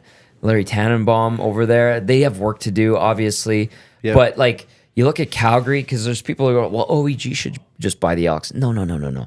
It looks like the Stamps are reluctantly owned by Calgary Sports and Entertainment. I've heard that they want to get rid of them. And so, like, you're right. You have to flush it out.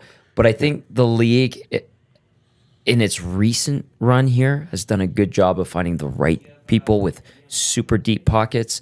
And I think that there is a possibility of having that here as well.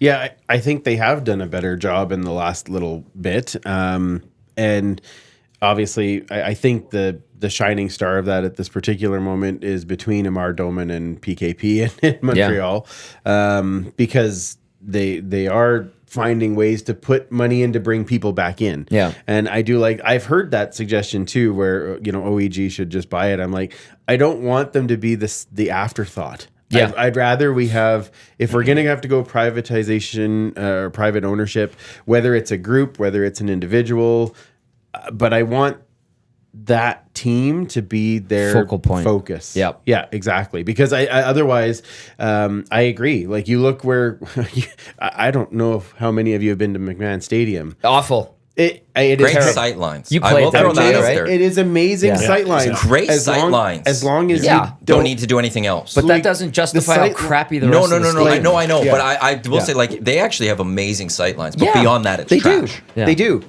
But it is a like the It's a disaster. concourse is awful. Smells like piss. Absolutely. The Press box terrible, trying which to- I know people don't care about, but like there is no small, room in but there. it It's really it does small. make a difference. Yep.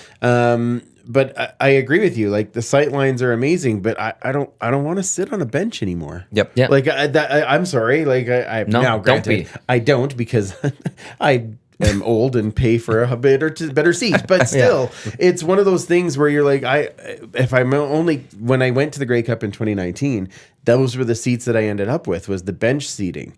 And there's, my wife, and I like sitting like this, and it's like, okay, great, I can see the game, but this is not enjoyable. No. So I don't want the Elks to become that, where it's like we don't have any other place to put them, so this is what happens. Now, not that Commonwealth is a bad place, but Rick brought up a great point that, if there's a new ownership group or whatever, at some point do they look at putting an actual CFL stadium in, because Commonwealth isn't that anymore. You're far away from the field with the track being there. It's 60,000 people, which, I mean, we will likely get that if we host a Grey Cup, but I don't think we ever get back to doing that when it's just a regular home. I don't care how much success you have. Yeah. Because you can win and win and win and win and win. They could go 18-0 next season, and they still won't put more than 45,000 in Commonwealth, because too many people want to sit at home and go, I have free beer here and I can watch it on my. You have a 6 o'clocker lager and a 65 inch. Right, exactly. Although when do they need to bring? That's what'll bring people to Commonwealth. 6 o'clocker lager. We tried telling Evan Dom yesterday. Right? Should be right there. The thing though is actually, I would say though, I don't think you want to get to 60,000 at Commonwealth, because we were talking with Evan yesterday, and that was designed with the north side having the grass, and they added to the upper bowl. Yes, it's designed for only about 45,000 people. Yeah. So if you actually did fill 45,000. It would be fine for facility wise. You're not overdoing it, and it does look good when there's that many people there, even though it's a 60,000 seat stadium. That I'm not like it is. So here's the thing. But do you think do Marco and Mike put a for sale sign up in Commonwealth Stadium and try to sell the Elks and land somewhere else? Or like, are you on board with that? Yeah, like I want to see the sign. That'd be great. Yeah, I think that this is an easy promotion for them. They should just get the sign out right away. I'm totally against it. I'm with you. Yeah, I don't see, I'm not going to go fully totally, but I'm more right. with you. Let's hear it, Jay. I don't see any issue with Commonwealth as it stands. They did a renovation, what was that, 15 years ago? And 10 years. 2015. Right? Yeah, 2015. You go to a game there. I mean, you go to a big event like a Metallica concert or something, which we've Heritage Classic. talked about, Heritage Classic. It's stuffed. Yep. It's over capacity for that. Mm-hmm. But for what the Elks need it for, I think it's fine. Especially, and I am coming around on the idea of lowering everybody down to the lower bowl, right? So how many people can that fit? 31,000. Yeah. Okay. Which is still bigger than most CFL stadiums. Right. So pack that out. Great atmosphere. Which I love. Facilities are there enough to accommodate that size of people. 31 would be fine. Absolutely fine. Yes. Right? For the amenities, the bathrooms, concessions. I mean, we need the track, because where else would that fire truck drive? Oh, great point.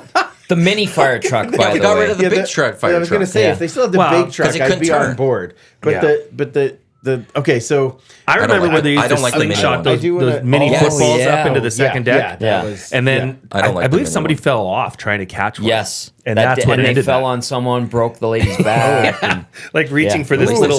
You don't want that. Please don't get me wrong. I love Commonwealth.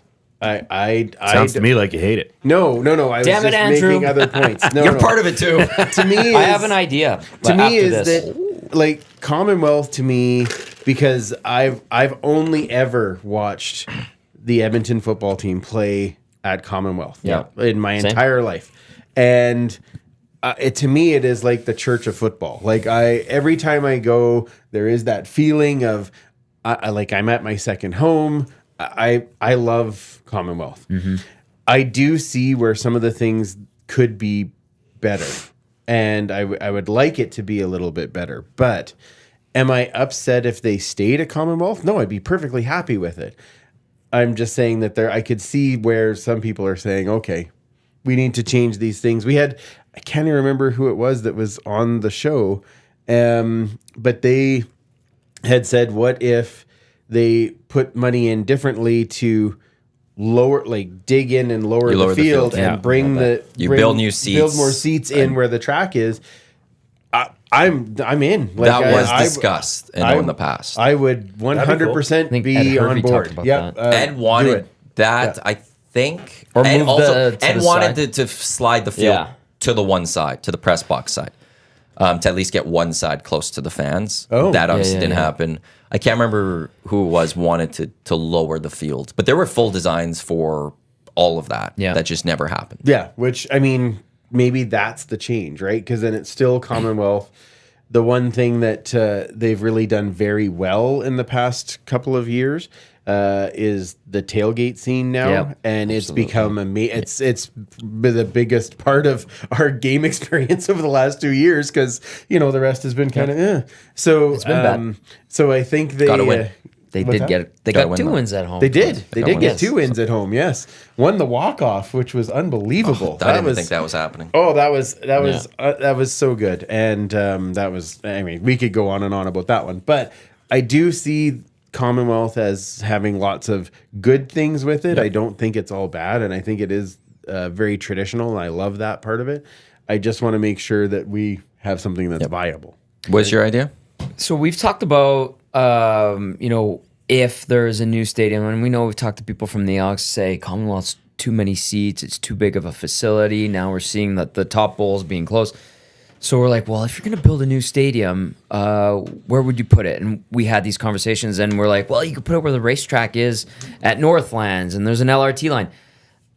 What if, and this might be pie in the sky, money, budget, logistics, but you have the field house, right? You have these new locker rooms. You've done all this work to the south end of the facility. You've got the practice field right there, right? You got the LRT line across the street, stadium station. What if, and this is kind of what BC did when they went away from BC Place while the $650 million renovation happened. They built a temporary stadium at Empire Field. That was neat for 2 seasons. What if it gets to the point where everyone agrees in the city, new ownership, whoever owns the team goes, we need to replace Commonwealth Stadium 10, 15 years down the road, hypothetical. What if they go, you know what we're going to do? We're going to demolish the stadium, Commonwealth Stadium. We're going to leave the field house, all the practice facilities, the community rec center, and we have this practice field. We're going to demolish the stadium. We're going to rebuild on the site of Commonwealth Stadium. All the infrastructure's there, but it's a 40,000 seat stadium, temporary stadium for a couple years, wherever, like in the River Valley, at River Valley would be amazing. or Northlands, there's and a then way. you have a brand new stadium with the facilities in place where the old Commonwealth sat. I have heard Empire Stadium was fantastic. Yeah. I Yeah, it heard was a great experience, is what I heard. Amazing. Yeah. Yep. The only obviously no amenities, so that Right. it couldn't be long term. But I heard it was actually amazing to have gone to watch a game when they had those temporary seats. Here's where I do the big thing for me when it comes to a stadium. I don't know if anyone has the money to do this. I know. It's True. not But that's going to be very the true. city. The Yeah. city is not going to be able to No, get away right. right now with money unless the province gave to Calgary for arena. They didn't give to Edmonton for arena. Unless the province comes and says, here's our return to you. Here's your 100 million or whatever it was. Yeah. Then maybe the city could throw in some money. Yeah, I know. Yeah, right. But beyond that, there's no way. We just saw a property tax hike of 6.6% or something in the city. Yeah. There's going to be Yeah. no appetite from our council to want to give money in. I know. And so it's going to have to be publicly funded. Yeah. And I don't know, is there money in this city for someone to be like, yeah, we're going to come out, we're going to buy this Elks team, and also we're going to spend hundreds of millions of dollars to build a facility. And tear down that's the old where I one, think, yeah. but also on the flip side, I also say, who's going to sit there and be like, I want to spend the hundreds of millions of dollars needed to renovate Commonwealth? It's a catch-22. And then we're going to slowly turn into Calgary with McMahon Stadium, where there's just been no plans. Everyone's like, well, something needs to happen some way or another, and You nothing do it. happens. You But do it. You there's where are we going to get this done? And that's the concern I have. But I'm more with you. I like Commonwealth. I think it brings us bigger events too, which is important. Canada Soccer's not coming back here for a long time, which sucks. But screw FIFA and screw Canada Soccer for that one. They suck. Well, they bailed on us, and Yes, we've they always did. been there to support them. True. Is there like a outcry of people that just like Commonwealth sucks? Like I don't feel like it's there. No, It's not No, I don't think there It is. sucks, but we could do better.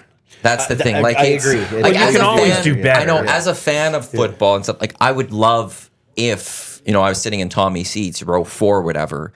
the team's sitting right in front of me and the field's right there and not so far away. Like he's got some of the lowest seats you can get in Commonwealth and he's still far away from that field. Yeah. I would love to be closer to the action. I would love that when it does get packed to 45, 50,000 people, it's not hard to walk around the concourse. It's a little more open. Yeah. I get there's, it's there's not small optimal. things like that that you would want. But you're right. You're right. Like timing wise and money wise and economy wise, there is no appetite for No one's going to do this. a build, especially a private build. If it has to be privately funded or a money call, I just don't see it happening. Right. And to your point, knocking down that stadium. Let's just say in pie in the sky, Total hype. knocking down that stadium. I don't even know what that would cost. They I mean, they haven't even the Coliseum's like 30 They haven't million even or knocked down something. Right, and it's Rexall awesome. place yet. Yeah, exactly. Right? Yeah. That's a lot of cost involved with that. Then where do you play? Do you go to Clark Park and build that out with The temporary Empire, seating? which is a cost. Right? Yeah. So I can see, I get it. I just don't see the need Yeah. for it personally. The flip side also is if you build a new, let's say, 40,000 seat stadium that Tommy wants or 35,000. I don't necessarily want it. I'm just saying if it gets to that point, right? Like You then could try to get soccer to return to the city professionally. Not nationally, but professionally having a CPL team And come. again, is there like a Because demand for that? I mean, we had I think professional soccer and because they didn't last. The issue was always there's no stadium there's no facility to play There for. is a stadium, because, Clark Park. Because it wasn't good enough for They amenities sure and stuff kicked like every that. football. And I know they kicked the football out. Every high school football and junior football team out of that stadium. And I know there's the big fight between football and FC Edmonton, but they need a stadium, and I think there would be an appetite for the CPL is like a 5,000 seats league. Yeah, that's what you need. You can't do that. Go play at Foot Field. You can't do that Commonwealth. Well, Ooh, that's a, you could. I don't know, but again, the amenities aren't fully there. That like you got the Valor playing in Winnipeg's IG Field. You got Forge FC playing in Hamilton, Tim Hortons Field. Right. Like they do play at even Calgary playing at Spruce Meadows is supposed to be just awesome. So. But also to a point, maybe Jade, maybe there isn't. It's been tried, and maybe in the end it isn't the stadium, and it's just there isn't that appetite. But that's where I also do with a stadium. It's maybe we could do it. Also, as much as I do like Commonwealth, and I say the big shows come here. Mm-hmm. If you had a roofed place, you could maybe have some of the shows that are a little bit bigger than Rogers, a little smaller than Commonwealth, come throughout the winter. Right? Like, we can't do concerts in February at Commonwealth Stadium. Yeah. But maybe we could. It's not fun. It's not fun. We do have Big Sky coming next Saturday, December 9th, down at Commonwealth. So get your tickets to go enjoy that, an all-day event. Quinn might be on the show next week. Quinn Phillips from Explore Edmonton to discuss that. That's our new commissioner. You can't have, but now we can maybe as a city get some concerts if you build a new facility. Like, I don't know. I'm all over the place. I mean, I think we're gonna have to see too next year when they do the tarping. I don't think they're tarping it. You think they're just gonna leave it open? It's too costly. It's like I forgot what the cost was. It was like tens of thousands of dollars a section. Okay, but I'm just it's too costly to tarp. They're not going to tarp.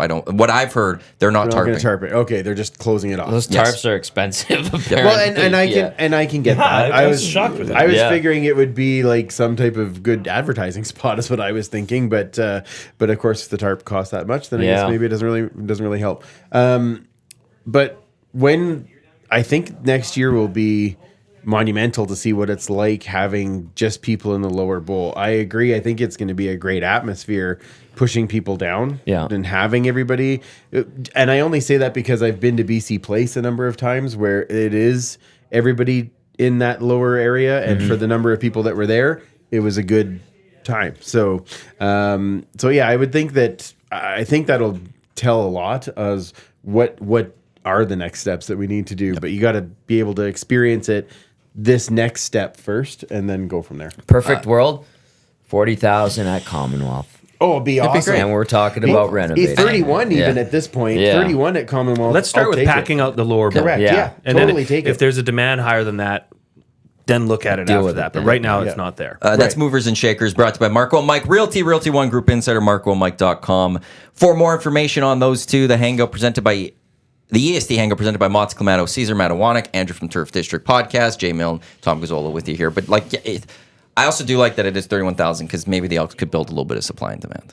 Yeah, that is in our lives. That's never been a thing. No, because you could always get a ticket, right? Not true. Very few games. When I was first going to games, with the Warren Moon era, right? Like when I was going, when I was 6, 7 years old. So now everybody can figure out how old I am. And my uncle would take. The only way I was going is if my uncle was taking me, right? And even in the late 80s, when we were going to games, you had to be like. So the game usually, let's say the game was on a Saturday. On the Tuesday, the IGA tickets would become available. And if you weren't there on the Tuesday or the Wednesday, you were not getting a ticket. So there was, and at that point, it was common. Was that the Knothole Gang? It was like the spin-off of the Knothole Gang. Yeah. They just called it it was the IGA, and then it was the Sobeys family section. Right. And so you'd go and you'd be able to get a ticket for whatever it was, $12.50. I realize that's old day pricing, but still, but even It's not far off now. But when I guess, Right? yeah, it's true. A season ticket, it's right about there. But when even in the early 90s, I was regularly going, and at that point, I would just go to Sobeys and pick up my $25 ticket, and then you'd sit wherever you want. Like there was still a lot of space in the upper decks, but in those early days, it was like, you had, if you didn't get one, you weren't getting one. Mm-hmm. Well, so 90s, 2000s, 2010s, you want a ticket, you could just get a ticket. Whenever. Correct. Yeah, you can get whatever you want. So maybe with the 31,000, if I think it's 15,000 season seats. Yeah, it was like down that's to around 15, there. I think. Yep. Yeah. So you're already halfway through. If you could get those big games, like we saw the Labor Day game this year, That was it great. was over 30. Like, Yes. okay, And now that all of a was- sudden it's like, and I hope for the first little bit they don't actually open up the Upper Bowl. Yeah, Same. I agree. I Well, hope that unless they sell out, like, I or still think even sell if they out sell below. out, you leave it for at certain times, and I you think make it a they- sellout, and you make that you start building that demand. But where it's they like need you've got- money. They need money. They do. Sure, They but now are you're also hurting. gonna have to staff up there. You have to add a little extra staff. You're gonna. But There's a little bit they of have cost. to pay I don't for know. staff no matter what, because that's what Rick was saying, was that there is actually no savings to them staff wise with closing the upper deck, because it's the same number of people. Yeah. So that's all the city's cost. That's not their cost. So that doesn't actually change anything. But what I do think, I agree with you though.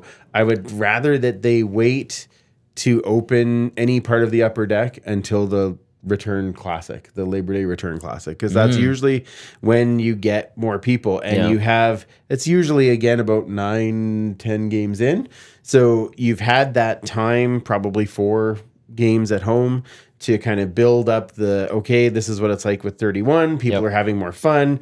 People are coming to the. You're assuming they're going to coming fill in. 31. I that's fair, but I think they won't do it right away. But if they win early, it'll start to fill. If they are a decent football team, and I'll just go as decent, perform well on Labor Day Monday, and it's nice weather, then they'll be able to do 31 easily. Right. I think. Well, then have a sellout. So, Yeah, that's Right? fair too. That would be sellout great. is not a bad and that's thing. my point where I think you go with the sellout. I think you then, I know that they want that money now, Yeah. but I think you build that up where, okay, you didn't get tickets for this one. You can't go. You didn't get one of the 31,000, and it's that supply and demand here. Now you've lowered the supply for it, and hopefully you build that little interest moving forward where it's, hey, if you want to go to the next Elks game, you actually got to get your tickets early because they will go. Right. And True. that's what you tried. True. That I would like to try to build that up in the market. I like because that. the mentality for all these years was, if you want to go to the game, you could decide at kickoff basically to go to the game because you can get a ticket and you can go find a seat. And I would want to get rid of that a little bit, where it's okay, you got to go get it. Maybe Labor Day is a little different. That might Maybe Labor Day is a little that different. might be a but bit early. I'm just saying that we know that Labor Day return is always the biggest crowd. Maybe depending when the only- riders will come. Correct. That's the And only depending other how one good that the riders are. Schedule's That's fair. supposed to come out in the next couple of weeks. Well, I'm So, sure it'll be within the next week or Yep. two. Yeah, not I can't even wait. 2, I would think. I can just imagine, like, say that scenario plays out where there's 31,000, you can't get a ticket. There are going to be those people out there. If that were to happen, it'd be like, F this team. You've got 25,000 seats sitting there with no tarps. Like, why can't I get a damn? You know that you can never People always appease complain. everybody. Yeah. You can't please everybody, and like, honestly, screw off. Where were you? Like, you Right. should have Where bought were your you? tickets. Where to were the If you point. were there the last couple of years, they wouldn't be doing this. Yeah. And you could have got your ticket. Exactly. I 100. Yeah. Yeah, Where you exactly. been lately? Some of us have Good been point. to every crappy game that they played. So we get to enjoy the part now where we get to be there when they get better. Yeah.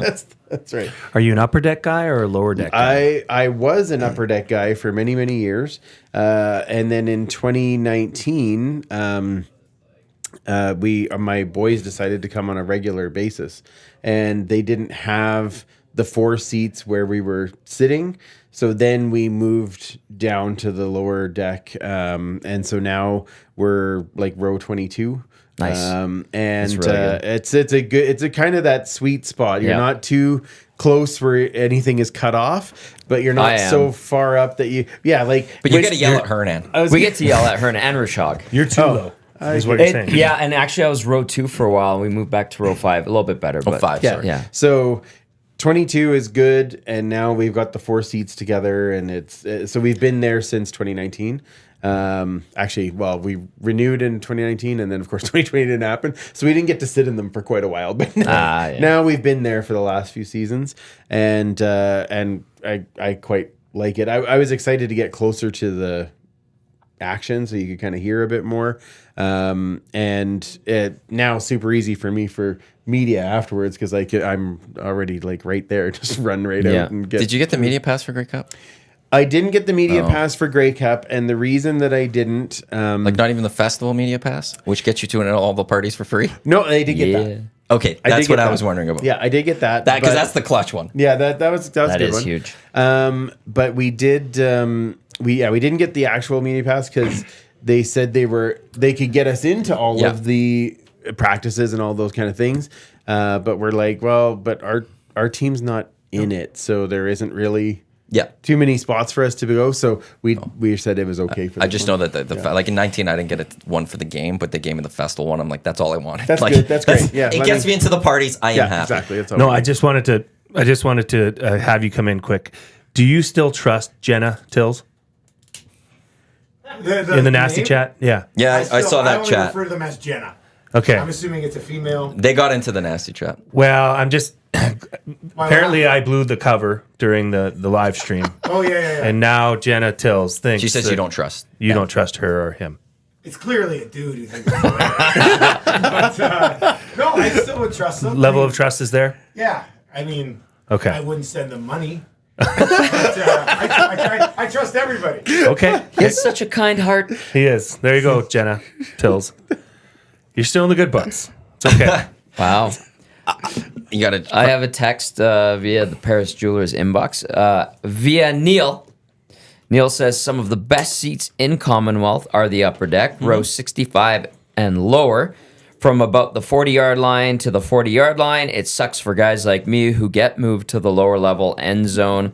Canceled my tickets because of this. Tarp the low bowl on the end zones and leave the upper open from E2 to I2 and V2 to R2. Cheers from Neil. And Neil, I think, sounds like one of the, I think, roughly 1,500 season seat holders that still had their season seats in the upper deck. And I think it was about 3,000 or so overall tickets, Right. with 1,500 accounts that were affected and are being And sold. Neil, I am with you 100%, and that's why I asked if you're an upper decker or a lower decker. Now I get it. The There's only issue would be you have 1,500. to tarp then the upper deck seat sections too. Right. That aren't used, and then again, it comes Can't back just to the put money. up yellow police tape. Because then people are going to go sit there. People are I going to know, go I know. sit there, and And then it- people are going to come from, and it just defeats the entire purpose. And that was my first concern when I heard that, because that is the prime spot. It is. On a Friday night, Saturday night game, the sun's setting to the west. You're sitting in the east stands. You're up top so you can see everything develop. It is, and it's nostalgic for me. I understand. I admit that. And it's the right move for the team to do this right now, to get seats, butts in the seats and fill 31,000 so we can say and then, hey, then you look at that. But I totally agree with you, Neil. It breaks my heart to not be able to have, access to those seats, Yeah. which and even in any sporting event, you go too low at an Oilers game, it's tough. You can't You're see upper, mid or, on those drink rail on the lower bowl, Yeah, or those are good. in the upper deck, the first few rows, there's not a bad seat floor there, but seats at basketball though were fantastic. pretty good, hey? Never been, So- no big deal. Then So, once second row humble was awesome. brag. LeBron, Dwayne Wade, Chris Bosh, Miami Heat team too. It's really cool. Holy jeez! How did you play that night? I didn't play. I'm not a Heat you didn't fan. say we I'm a won? Laker. I'm not a Heat. You're a Laker, that's Yeah, right. geez, Double I'm on- zeros. Jeez, how's bragging camp going, eh? Holy man, you get all these things. Spicy math. I agree with Welcome you. to the Hangout. Yeah, I got it.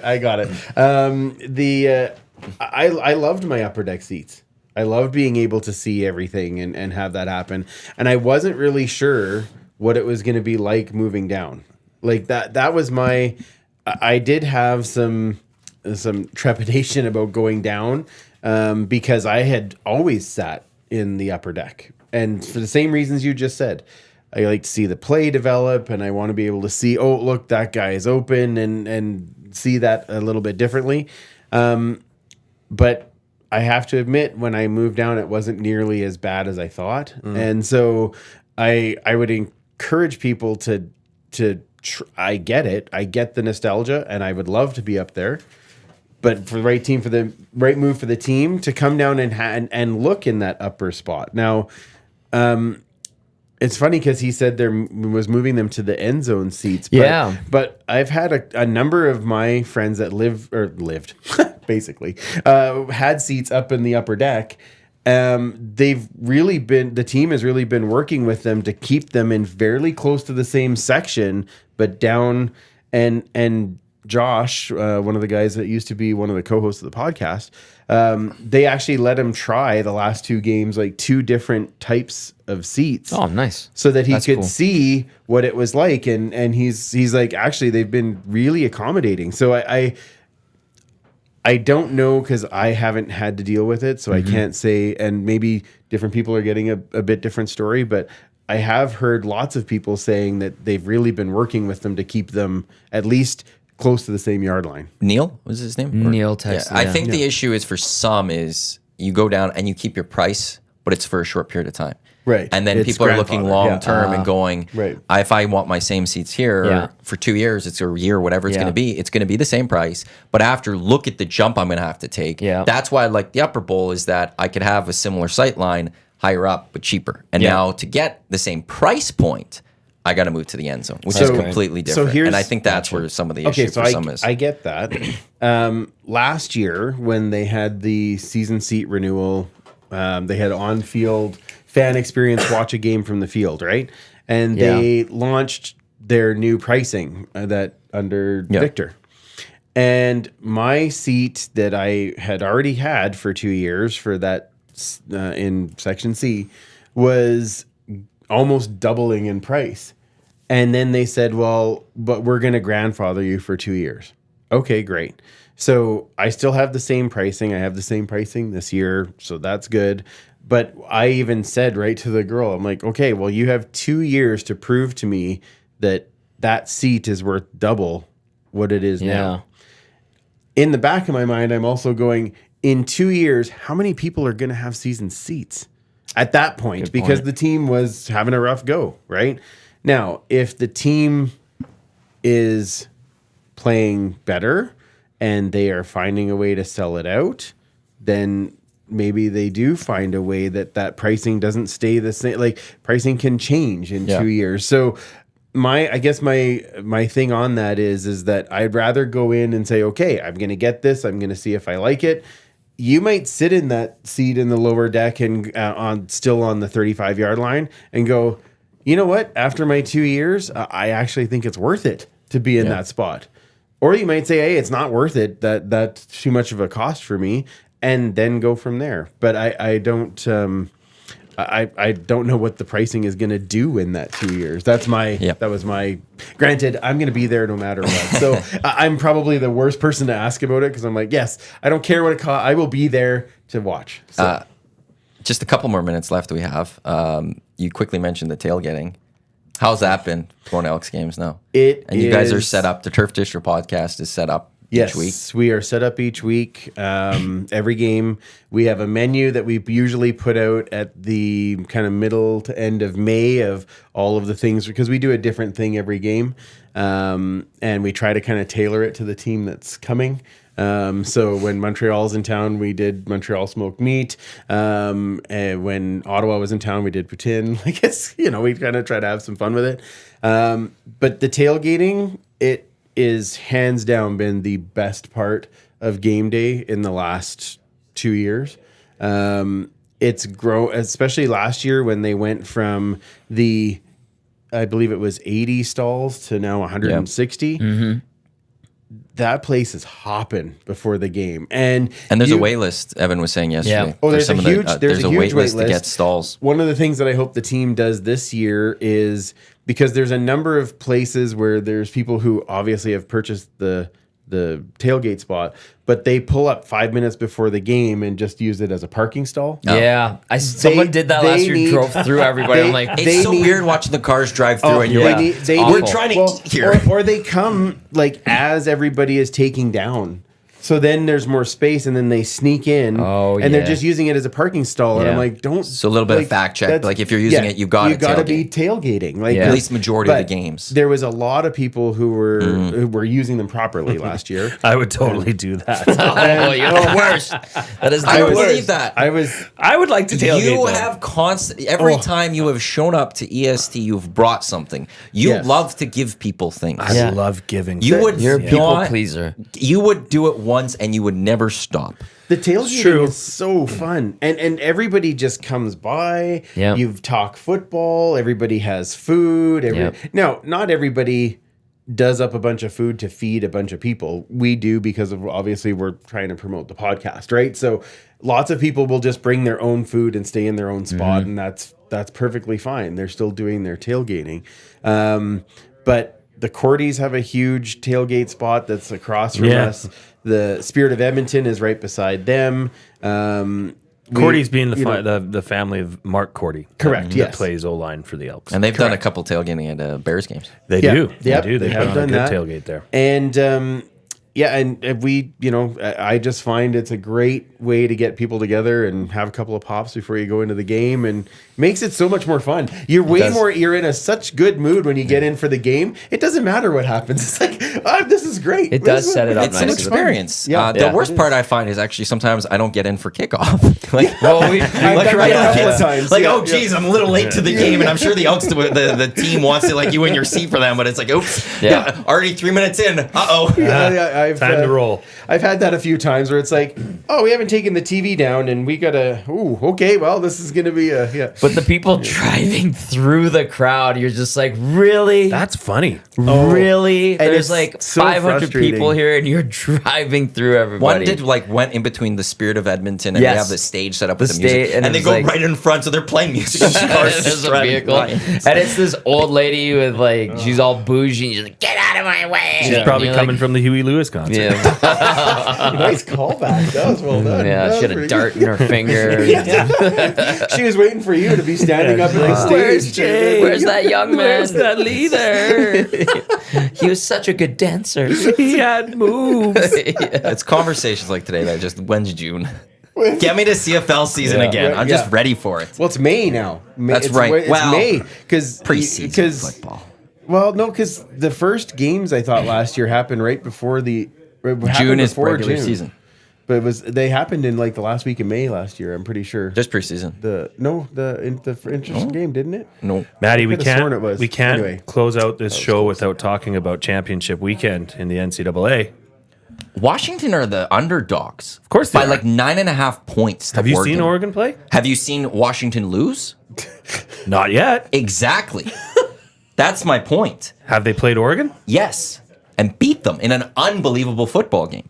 I think Oregon's got a lot better. June 8th, the season started. Did it? Oh, okay. I thought it no, was I'm busy a lot with things tomorrow, but I'm gonna part of it is cleaning my house and stuff. So I'm just gonna watch that college football. So who's it gonna be? It's gonna be Georgia's gonna win. Georgia's gonna. Washington's gonna win. Michigan's gonna win. Florida State and Florida State's gonna win, and those are your 4 playoff teams. And you think Washington's gonna win? Yes. Okay. What if Alabama upsets Georgia? Georgia's in, and it depends what happens. Even if Alabama beats. Because Texas beat Alabama. It's the SEC. The SEC doesn't lose teams. We know how this works. Mm-hmm. So Georgia will be in. The question will be what happens with the other schools. And what I'm more intrigued with, if Washington loses to Oregon, which they Does will. Alabama get in? Sorry, Lucas, but Washington. Does Alabama get in? No. I don't trust the committee. It's an SEC team. Oregon's in if they win. If Alabama's a one-loss team and they beat Georgia, I will put a lot down that committee will And if find a way to put Alabama both gets in, Texas has to get in. They won't. They beat Alabama with one Not loss. SEC, baby. Not SEC. I'm not saying I agree with that. It's crazy. I'm not saying, but that's what the committee does. See, this is what we always, you talk yourself into thinking every game's going to go the way it should, and then- it's not going to.